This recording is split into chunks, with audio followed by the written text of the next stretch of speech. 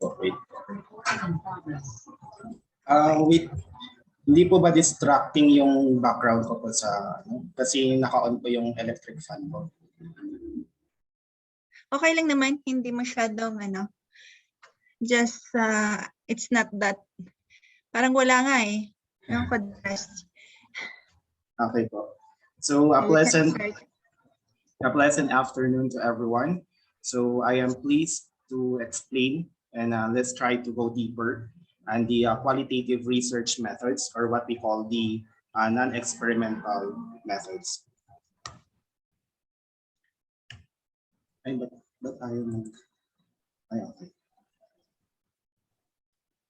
but before we proceed to the following methods in qualitative research, may I first introduce to you what is qualitative research and what could we expect from it if we will be pushing through with this kind of research.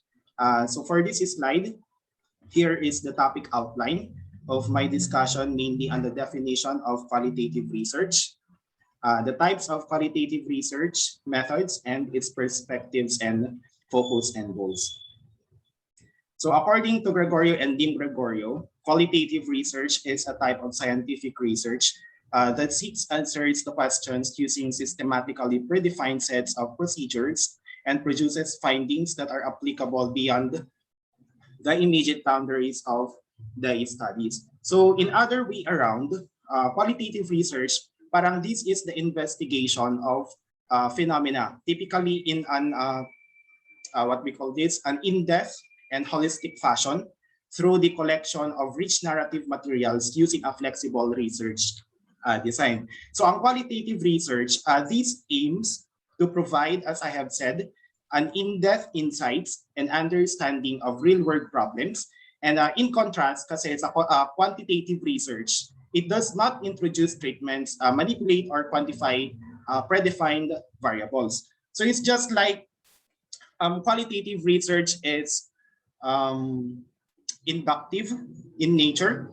So as I have said a while back, with this kind of research, it's just like researchers use this one to seek subjectivity through in-depth collection of information and emerging hypotheses. So the researchers gather the data and draw conclusions on the basis of their observations mainly.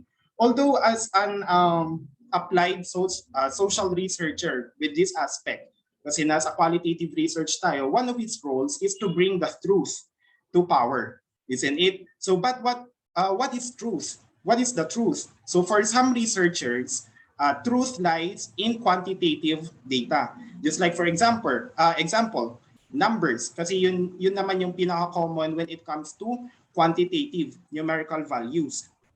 Indeed, quantitative data radiate an aura of impressiveness. However, as impressive as quantitative data can be, no, in some ways, quantitative data are only the bare bones of the truth, and parang to flesh out those bones, we also need information derived from qualitative data, which is the human element. Now, to give a deeper explanation about qualitative research, here are some of the extracted concepts that I have shown it to you. So ito yung mga na-extract ko na mga concepts about qualitative research for you to easily understand this one. So first, doing qualitative research, it focuses mainly on explaining and exploring ideas and experiences. So yung researcher in general way will go to a specific location to gather information and explore its ideas from its respondents and subject matter. Then second, the gathered data would be analyzed by summarizing, categorizing, and interpreting. However, most of it, when we say in qualitative research kasi, these are mainly not numerical data. Hence, these are the observations, responses that the researcher has conducted to the respondents. So dito umiikot yung analysis ng data pag qualitative research. Then third, kung ano yung output, no? Kung ano yung output ng interview, ng survey, yun yung kwento ng researcher. So parang nagiging narrative na din siya. That is why it is said to be expressed mainly in words through narration. So example, a researcher conducted a focus group discussion, an interview. Of course, they would jot down the necessary information so they could record it. So this could be the data in qualitative research. Unlike sa quanti that are expressed mainly sa numbers and tables and ano pa ba, mga graphs. And fourth, I will try to go deeper with this concept, especially when in conducting this one, mainly sa qualitative research kasi, unstructured interview ang isa sa mga ginagamit nila, which is ang mga questions ay open-ended. No discrete answer, so it is needed to be explained and or described. I will try to discuss well later on yung sa open-ended, yung mga unstructured interview, tsaka structured, tsaka semi. So then panglima, wala po silang variables na ginagamit because when we talk about variables, that is relevant doon sa paggamit ng numeric data, ng numbers. That is why the quantitative is sinasabi natin na quantifiable. Ibig sabihin measurable. Unlike sa qualitative, that this is qualifiable. Walang measurement. There is no way to measure areas that are needed to discuss doon sa qualitative research. That is why you use these types of instruments and strategies para ma-present natin, para ma-qualify natin, mabigyan natin ng kahulugan yung mga nakita at na-observe natin. And lastly, it focuses on an individual, just for example, a particular set of people. So kumbaga, you would like to assess the indigenous knowledge of native pig raisers and their feeding practices, parang ganun. So mainly, ang target mo lang dito na respondents ay mga native pig raisers. So I hope with those concepts that I have discussed are clear for the definition and background of qualitative research. Now we'll go to the next topic, which are the different methods. So we have phenomenology, ethnography, case study, historical research, action research, survey research. Although nakalimutan ko pong mailagay dito yung grounded theory. So I will just try to give a basic concept later on po sa grounded theory. So sa phenology, first is phenomenology. When we see phenomenology, this focuses on the study of an individual's lived experiences in the world. So let's try to extract it from the root word, which is from phenomenon. And ano ang phenomenon? Ito yung mga pangyayari na nakita natin, narinig natin, na di natin, kumbaga, di natin maipaliwanag ng maayos. So example for this, or the most common example when it comes to this kind of research, mainly nag-i-start sa palagi sa lived experiences. Kumbaga ng animal raiser sa isang lugar, parang ganun. So kumbaga ito yung point of view ng animal raiser. And then next one, we have the ethnographic research. So ethnographic research comes from the discipline of social and cultural anthropology, where ethnographers immerse themselves in the lives of the people they study and seek to place the phenomena studied in their social and cultural context. So this literally means na pag ethnography, this is parang writing about people. And in a broad sense, pag sinabi kasi natin na ethnography, this encompasses any study of a group of people for the purpose of describing their socio-cultural activities and patterns. So ang ethnography, this is essentially involves descriptive data collection as the basis for interpretation. So it represents here a dynamic picture of the way of life of some interacting social group. And as a process, ethnography is considered as the science of cultural description. So as a summary, pag sinabi natin an ethnography method, this is one of the methods in non-experimental, of course. For you to understand well the concept of it, this is the study of people in their context. Parang ganun. So basically, it is aimed at understanding the behavior from the perspective of the participants and to capture social reality through fieldwork in natural settings. Parang ganun. So for this method, we can consider ethnographic research as cyclic because as incoming data raises more questions and emerging hypothesis. So dito sa method na to, observation and interviewing are the main data gathering techniques. Then moving forward, we have the case study. So when we see case study, this is an in-depth observation of an individual, animal, event, or treatment method. So bakit may treatment method?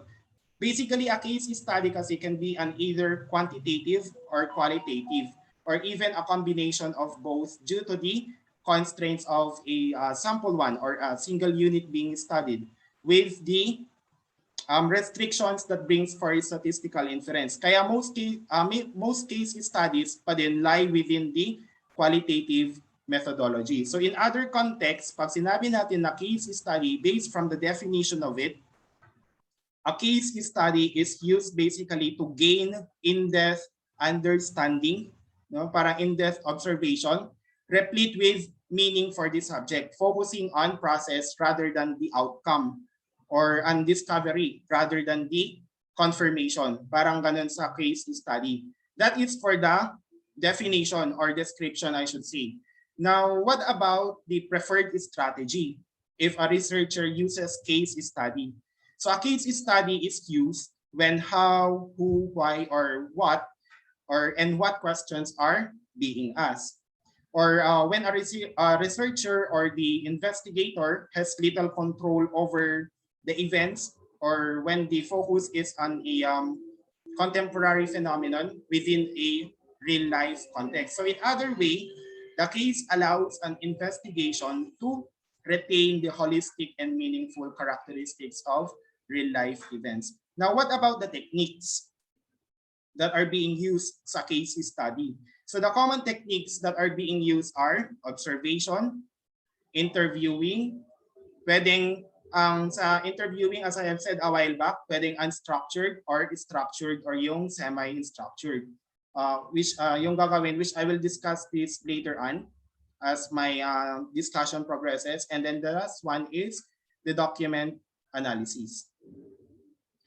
Now moving forward, we have the purposes of the case study para we could barely understand kung ano ang significance niya when it comes to qualitative research.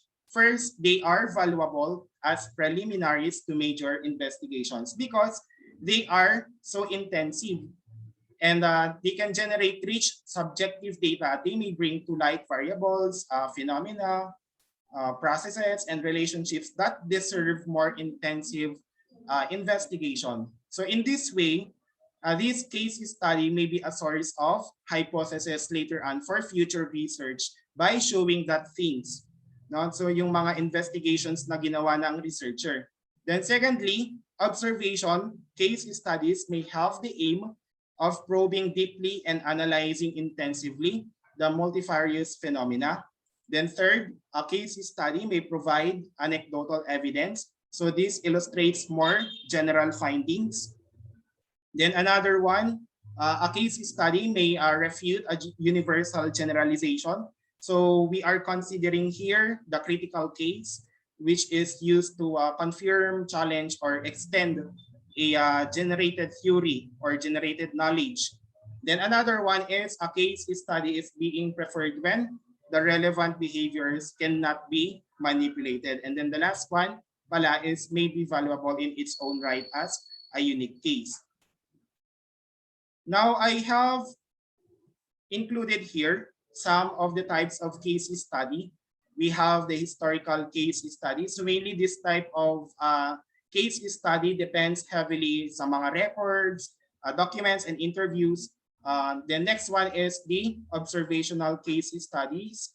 So from the word itself, this is mainly focused by using a variety of observation and interview methods as the major tool ng mga researchers. Then third is the oral history.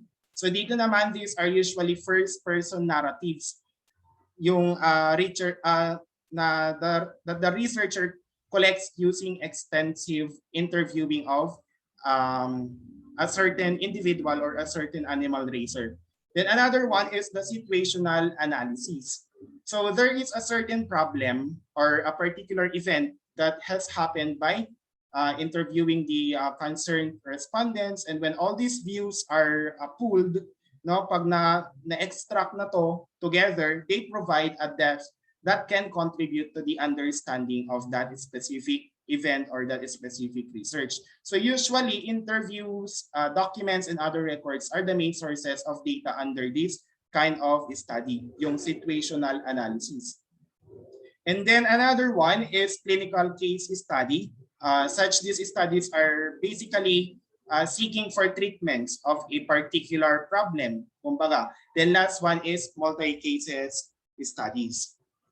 Then as far as I have mentioned a while back, the sources of evidence in case studies are the following. So you can get the data through documents. So ano ang examples dito? So we can have letters, documentations, pwede din yung anong tawag doon, na technical term, news clippings, photographs, mga ganon, and so on. Kasi through this one, they may specify the events and issues in greater detail than the interviewees can do. Then next, we have interviews, which I will discuss later on, as I said a while back pa rin, yung unstructured tsaka structured. Then lastly, we have the participant and non-participant observation. Now, what about for the issues? May mga issues din kasi sa case study. So some issues in the case study approach is for being subjectively biased with the data. Kasi ang greatest concern dito is yung role ng human subjectivity when selecting evidence to support or refute, or when choosing a particular explanation for the evidence found. Then second is generalization. Although for this one, there is a very little evidence for scientific generalization that case studies provide, but then it's still considered as an issue. Then third is time and information overload. So dito, case studies daw are time-consuming and produce for the investigator or the researcher a massive deluge of information, which is impossible to adequately analyze. Although there are mga researches naman ay time-consuming, but then as a part of learning here in the case study, I have included as an issue yung time and information overload. So this now increases. Ang nangyayari kasi pag mayroong time and information overload ng isang researcher, ang nangyayari, this increases now the subjectivity of selectivity bias. Parang ganun. Okay, so that is for the case study. Then next, we have another method of qualitative research, which is the historical research. Okay, so which is intended to help understand, explain, or predict through the systematic collection and objective evaluation of data relating to past occurrences in order to explore research questions or test hypotheses concerning causes, effects, or trends that may help to explain present or anticipate future events. So dito, historical research greatly differs from much of the rest ng mga research methods na nabanggit ko at saka sa mga mababanggit ko pa lamang. So kasi dito, this kind of research is a past-oriented research based from the root word na history, or history I should say. Kasi nga historical research. So this is a past-oriented research already which seeks to illuminate a question of interest, and like other forms of qualitative research, historical research is concerned with natural behavior in a real situation. And the focus mainly is on interpretation of what it means in the context. Unlike sa other forms ng research, dito, yung researcher, or what we call the historical researcher, does not create data. However, it attempts to discover data that already existed. Now, what are the sources of data when it comes to history research? There are 4 types. Basically, as you are looking at in the screen. So we have the documents, oral records, artifacts, tapos quantitative records. So when we say primary sources, these are the documents written by a witness to the events. to a specific phenomena, whereas yung secondary sources naman are second-hand versions, and therefore medyo less accurate siya. However, we do the secondary sources lang if what we call the secondary data as a backup, lalo na if yung primary data is not available. So pwede yung mga, kumbaga, sa historical data, pwede yung mga examples is yung mga existing na data. Just for example, sa isang research dito sa amin, sa PCC, sa Philippine Carabao Center, yung mga data nila about corpus luteum, yung pregnancy rate before sa mga previous years, parang ganun, then you will study that. So it could be possible as an example of historical data, because you will be using secondary data to conduct a research.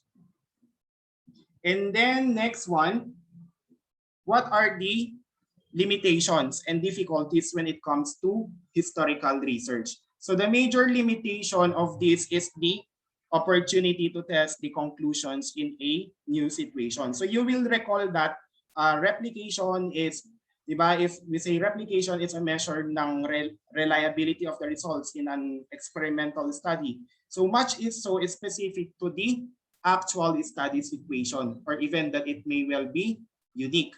Then another one is the data are always incomplete. Most of the time, since historical research ito, so mainly you would expect, okay, so we should expect this one already since we are dealing with historical research. So ang mangyayari dito, the conclusions of the research have to be drawn from fragmentary evidence. So ano ang mangyayari dito? Pwede na this can lead to oversimplification ng in failing to recognize that causes are often complex, or pwede namang overgeneralization. Okay? Kasi magkakaroon ng occurrence ng false reasoning, analogy, and superficial similarity of ng situation. Then lastly is the validity of the data used. And since the data used were not created in a controlled way as part of the research process, sa historical one, but were created in the past for a variety of purposes.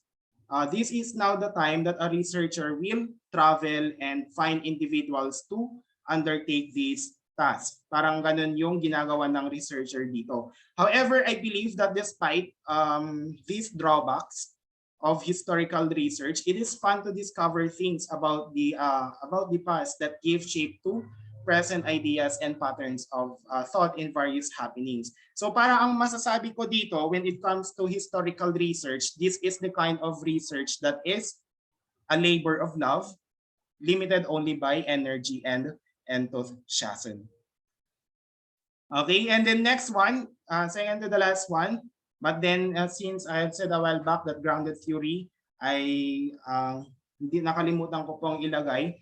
So this would be the third one to the last, which is the action research. So this is the application of fact-finding to practical problems, solving in a social situation with a view to improving the quality of action within it, involving the collaborations and cooperation of researchers, practitioners, and laymen. So basically, ibig sabihin lang nito, the focus in action research is on a specific problem. Okay, so nandoon yung defined context, and not on obtaining scientific knowledge that can be generalized, of which pwedeng ang action research is situational in the sense that it diagnoses a problem in a specific context and attempting to solve it in that context. So pwede din siya maging collaborative. So meaning doing this kind of research, possible na may teams ng researchers and practitioners working together. So yun yung tinatawag natin na action research. Then the last one is on survey research or the interview. So here, this is where you design a questionnaire already. So pwedeng maging quantitative tsaka qualitative. So we'll just focus later on sa qualitative since ito yung topic ko. So the data is reported as narrative containing direct quotations from interview statements, mga kanon. So an interview usually is a, we all know that for an interview, it is a verbal interchange. So ang nangyayari dito, it is often face-to-face. So pwede din naman through phone calls. However, mas realistic ang face-to-face kasi. So here, I have shown you a crude categorization of the forms of interviews. So we have three: the unstructured interview, the semi-structured, and then the structured. So basically, when qualitative research butts in, unstructured and semi-structured lang yung ginagamit. Bakit? Kasi sa structured, when we see structured kasi, although there are some, but then it is, kung maaari lang, dapat ang gagawin, ang structured kasi dapat is for quantitative. Bakit ko nasabi na quantitative dapat? When we say structured kasi, yung mga questions here are close-ended. And ano yung magiging results pag ganun ang situation? Firstly, yung researcher has no scope to find out the beliefs or feelings or perceptions ng animal respondent or animal raiser that do not fit into sa ginawa niyang response categories. Tapos pwede din yung trained or yung researcher can be so standardized themselves. Parang they would expect already so na nagiging neutral medium na sila in their manner of presentation of the prepared questionnaire. So papaano ang close-ended questions? So basically may pagpipilian na yung respondent sa questionnaire.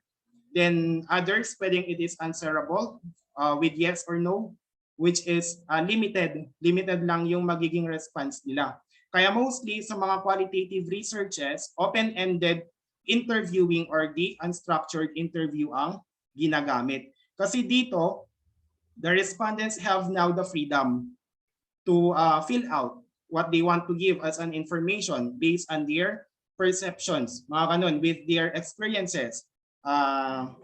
Let's just say in goat racing. So basically, it is a free-flowing conversation. So relying heavily on the quality of the social interaction between the investigator or the researcher and then the informant or the respondent that can be subtly redirected by the interviewer if it should stray too far off the track of the research study. So a good example for this one, for the unstructured interview, is just like my thesis during my college years, which is on the assessment of knowledge level and goat production of farmers' livestock school program beneficiaries in Ilocos Norte. So naging open siya, open-ended yung mga questions since ang ginawa ko doon is basically on the assessment ng knowledge level ng mga goat racers na nag-undergo ng training program ng ATI.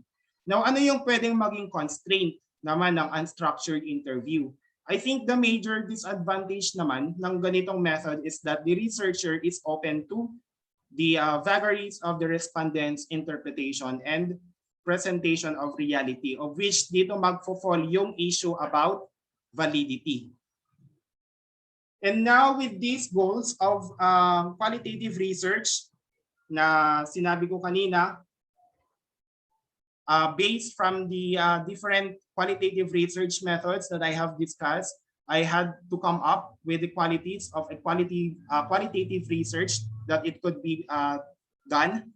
So with these goals of qualitative research, like develop understanding, describe multiple realities, capture naturally occurring behavior, and to discover and to explore. So this paves a way for the qualities of qualitative research, that it should be in the content of a study, which first is to have a layered truth. If you could remember kanina, at the beginning of my discussion, I raised the question of what constitutes truth in research findings, and I contrasted, if you could remember, I contrasted quantitative truth, which is numbers, and then qualitative truth, which is on the description of human experiences, mga perceptions, so and observations and such. So, and in qualitative research, truth is always layered. Ang ibig ko lang sabihin dito is there are multiple interpretations of any given social phenomenon. And no matter how exhaustively the subject is studied, or yung case ng study, no single common truth may emerge. In other words, the view of reality ng isang researcher and the other view of another researcher will never precisely coincide. To make matters more perplexing, no one else's view of reality will be exactly the same. Now, when truth is layered, whose point of view should prevail? Sino kaya magpre-prevail? So when truth is seen as being layered, many alternate explanations ng isang social process must be accepted depending upon the viewpoint of the respondent. And then next one is yung sensitization and tsaka flexibility ng magiging research. So yun lamang po. Tapos just to add on sa research method, hindi ko po nalagay po kasi kanina yung grounded theory, although I will just give some basic concept ng grounded theory. Pag sinabi natin na grounded theory, it is more on the generation ng knowledge, ng theory, parang ganun. So dito, you will not be testing for a theory, but ikaw yung gagawa ng theory or you will generate a specific knowledge. Yun lamang po.